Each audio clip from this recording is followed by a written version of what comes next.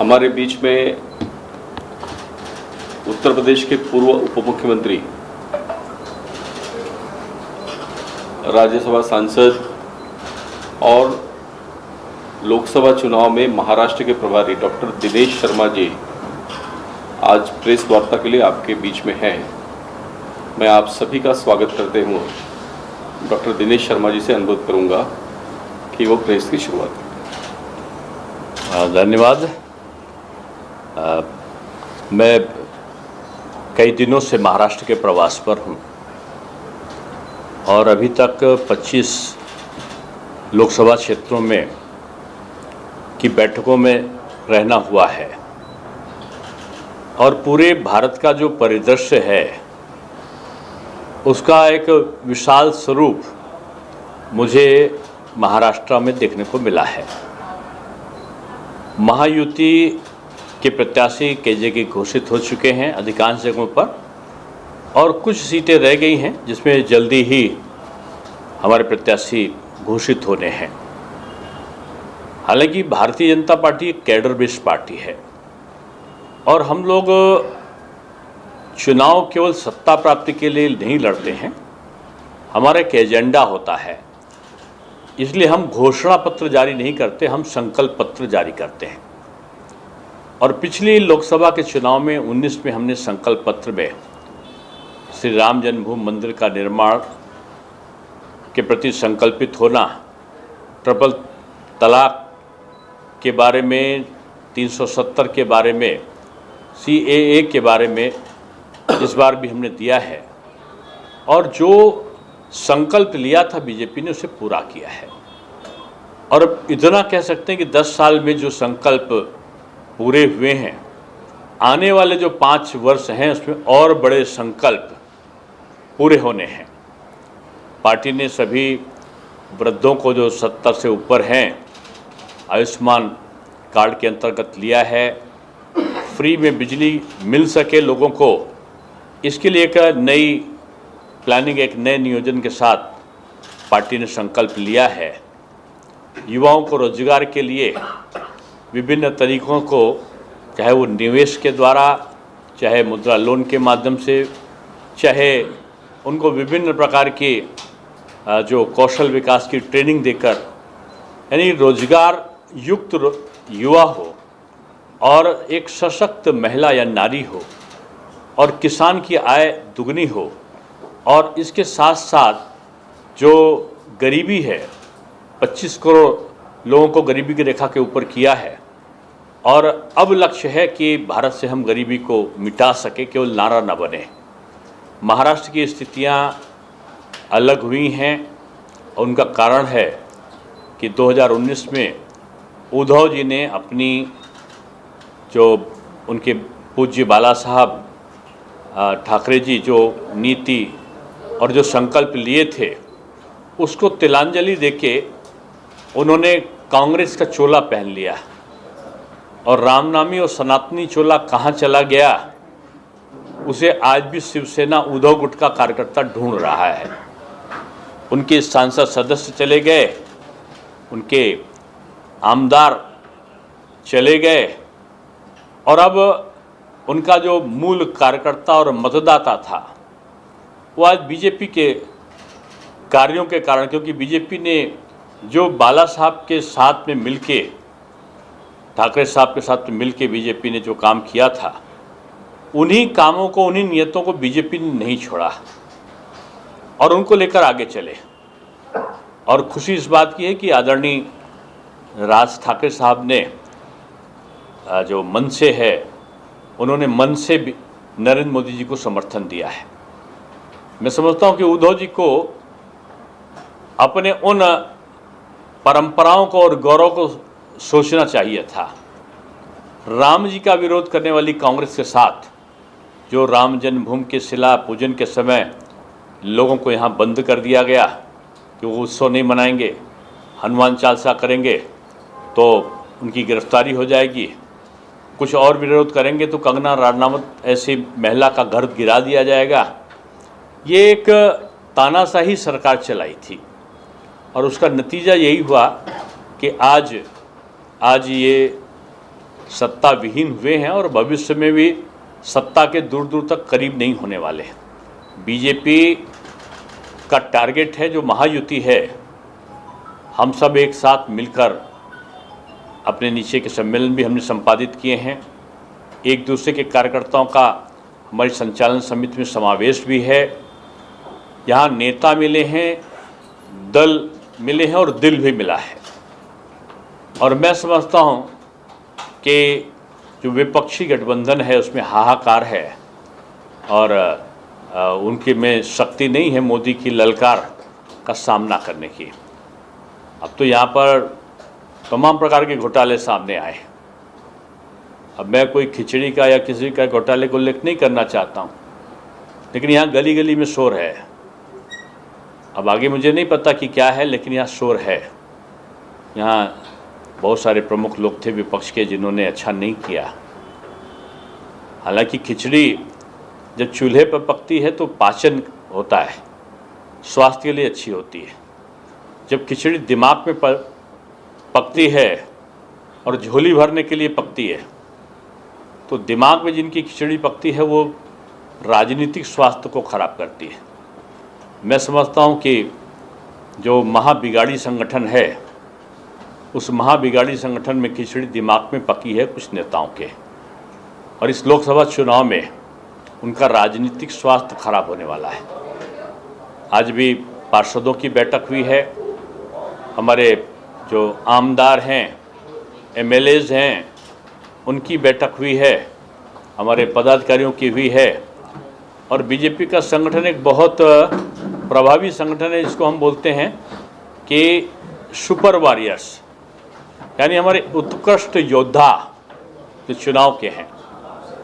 आप कहेंगे प्रत्याशी नहीं, फिर क्या करें? हमारे प्रत्याशी बीजेपी तलाशती नहीं है। बीजेपी का कार्यकर्ता का एक ही प्रत्याशी है, वो है नरेंद्र मोदी। नरेंद्र मोदी जी को सहयोग करने वाले विजयी बने, इस लक्ष्य के साथ बीजेपी काम कर रही है। और मुझको लगता है कि 4800 सीट पे महायुति बड़े एक समन्वय के साथ में चुनावी जीत की तरफ आगे बढ़ रही है। अभी पार्षद गणों को भी जिम्मेदारी बांटी गई है, हमारे सुपर वॉरियर्स को भी जिम्मेदारी बांटी गई है। सभी हमारे पन्ना प्रमुख तक के लोगों को आज कार्यों का विभाजन हुआ है, और मैं कह सकता हूं कि एक बड़ी जीत की तरफ महाराष्ट्र में बीजेपी और उनके मित्र पक्ष बढ़ रहे हैं। मुझे यही कहना था। अगर कोई प्रश्न हो तो ठीक है, तो आपका धन्यवाद। सर, मुंबई समेत महाराष्ट्र में अभी कई सीटों पर सहमति नहीं बन पाई, क्या कहना चाहेंगे? मैंने पहले इस चीज़ को क्लियर कर दिया है बात में। देखिए, बीजेपी में और उनके मित्र पक्ष में सीट की शेयरिंग नहीं, दिल की शेयरिंग हुई है, आइडियोलॉजी की शेयरिंग हुई है। और हम विवाद में नहीं, हम संवाद के द्वारा अपने गठबंधन को हमने बनाया है। तो ये एक इमैटेरियल सा प्रश्न है। अब क्योंकि अभी तीसरे चौथे चरण, अभी पहले ही चरण कल होगा, तो अभी जो बाद के चरण की कुछ सीटें हैं तो जल्दी उनका घोषणा होगा। आज देखिए, आज भी हुआ है 1-2 सीटों का। सर, यहाँ पे शिवसेना शिंदे गुट के रविंद्र वायकर का नाम चर्चा में है, जबकि किरीट सोमैया ने इनके ऊपर कई सारे भ्रष्टाचार के आरोप किए थे। तो क्या बीजेपी रविंद्र वायकर अगर कैंडिडेट है तो समर्थन करेगी? देखिए, अभी प्रत्याशी को घोषित होने दीजिए, पहले मुर्गी आ जाए फिर अंडे को हम बात करेंगे। नहीं सर, उनके ऊपर आप भविष्य की चर्चा क्यों? हम वर्तमान की चर्चा करने के लिए बैठे हैं। हम वर्तमान की चर्चा कर रहे हैं। जब भविष्य में कोई आएगा, कौन आएगा ये भी आप ना बता सकते ना मैं बता सकता हूँ, ये पार्लियामेंट्री बोर्ड बताएगा। और पार्लियामेंट्री बोर्ड हम थोड़ी हैं। आने दीजिए, प्रत्याशी तय होने दीजिए, फिर आपके प्रश्न का जवाब दिया जाएगा। उत्तर पश्चिम के मतदार में कब उम्मीदवार तय होगा?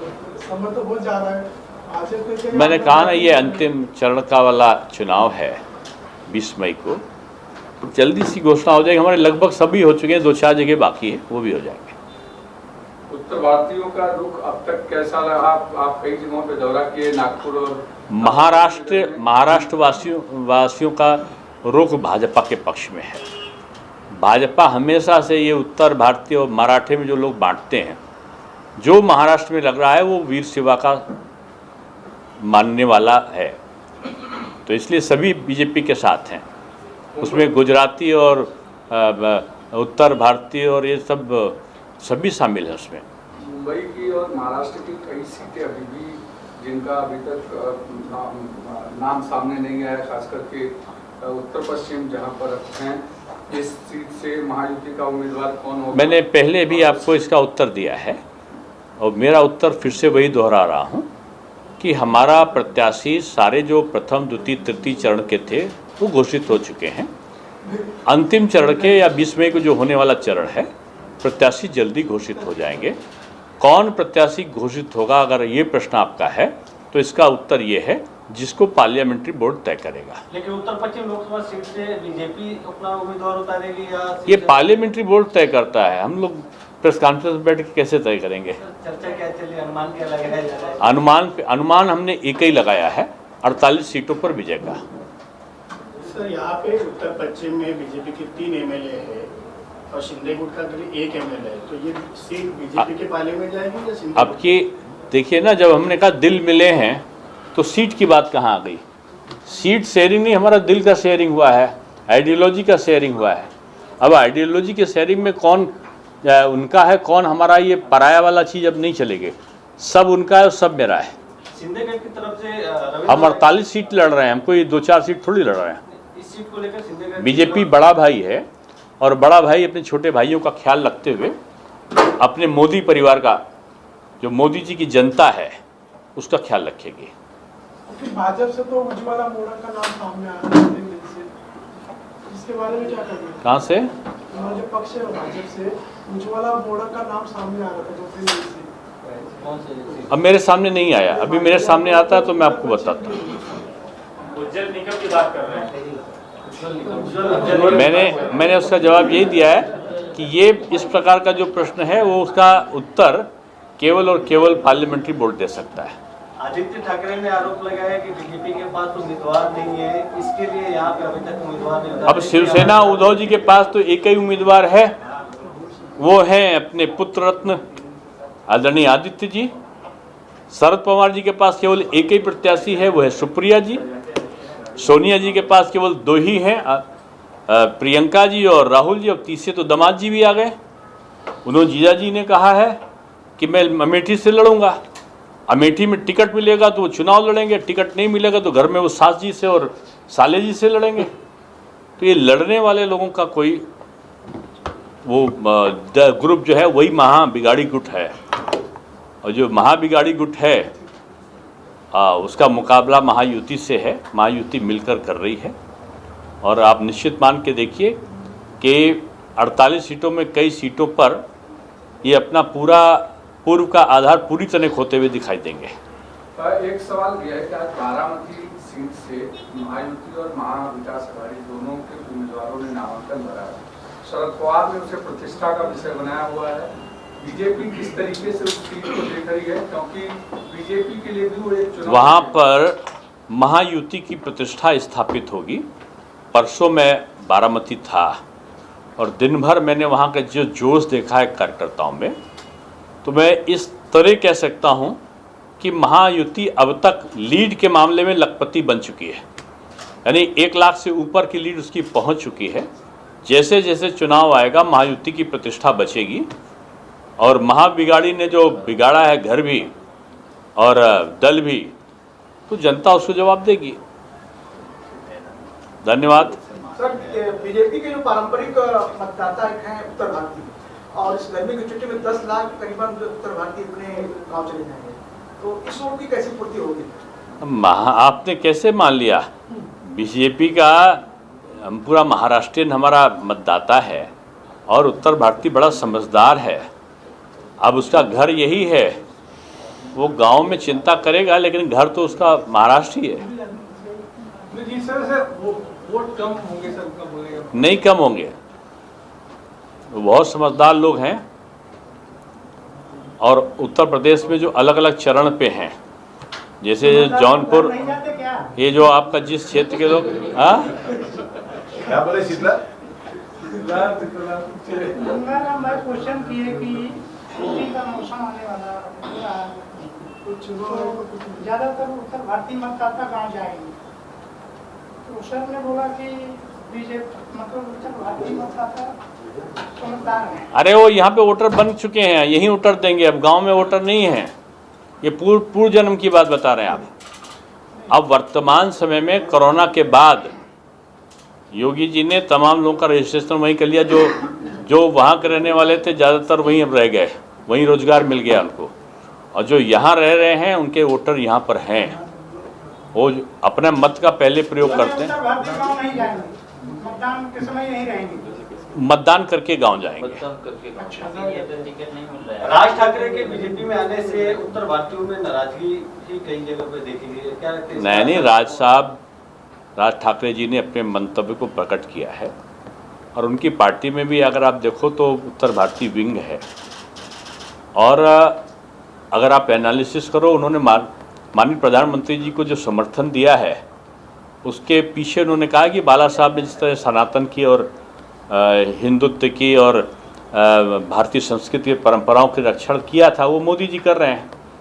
अब इस चीज़ को उद्धव जी को समझना चाहिए। तो सर उत्तर भारतीय कल्याण की घटना भूल जाएंगे, मनसे ने जो कल्याण की देखिए, घटना- भविष्य अच्छा हो, इसकी तरफ सबको मिलकर चलना है, और बीजेपी सबकी चिंता करके चलती, सबको मिलाकर चलती। इसीलिए बीजेपी सबको साथ लेके चलती कि सबके साथ अच्छा हो, किसी के साथ कोई गलत ना हो। और यहाँ पर वो लोग महाराष्ट्र का हित नहीं चाहते हैं जो उत्तर भारतीय और महाराष्ट्र के लोगों के बीच में दूरी पैदा करना चाहते हैं। जो महाराष्ट्र में रह रहा है वो वीर शिवा की संतान है, और छत्रपति महाराज शिवाजी महाराज की जो आन बान शान है वो महाराष्ट्र नहीं पूरे भारतवर्ष की है। इसलिए यहाँ का हर व्यक्ति उनको अपना आराध्य मानता है।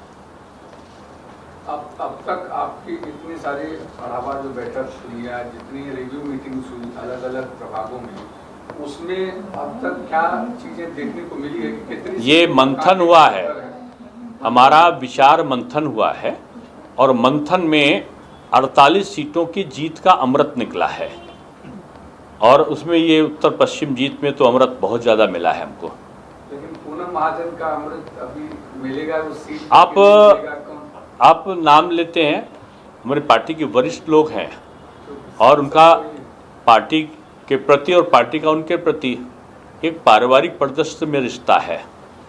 इसलिए बीजेपी में जैसे मैं उप मुख्यमंत्री था, 25 तारीख को मैं उप मुख्यमंत्री मार्च में नहीं रहा 2023 में। आप मेरा अगर उठा के ट्विटर वो देखिए, 26 तारीख से मेरे दौरे लग गए, और मैंने पूरे प्रदेश नहीं पूरे भारतवर्ष में भ्रमण किया, कार्यक्रम लगाया, पार्टी के लिए काम किया, मोदी जी के लिए काम किया। दायित्व का परिवर्तन एक सहज प्रक्रिया भाजपा में होती है, किसको इसमें हटाने की प्रक्रिया नहीं होती है। इसमें एक व्यक्ति को किसी से पहले हमको राज्यसभा का सांसद बना दिया गया, उसके बाद आज जो पूरे राष्ट्रीय हमको संयोजक बना दिया गया, जो विस्तारक योजना थी लोकसभा चुनाव लड़ने की, अब एक नया दायित्व दे दिया गया कि मैं महाराष्ट्र का चुनाव लड़ने का प्रभारी बनूंगा। तो बीजेपी दायित्व परिवर्तन करती है, किसी को पद से मुक्त नहीं करती, पहली चीज़ है। धन्यवाद सभी मित्रों का धन्यवाद।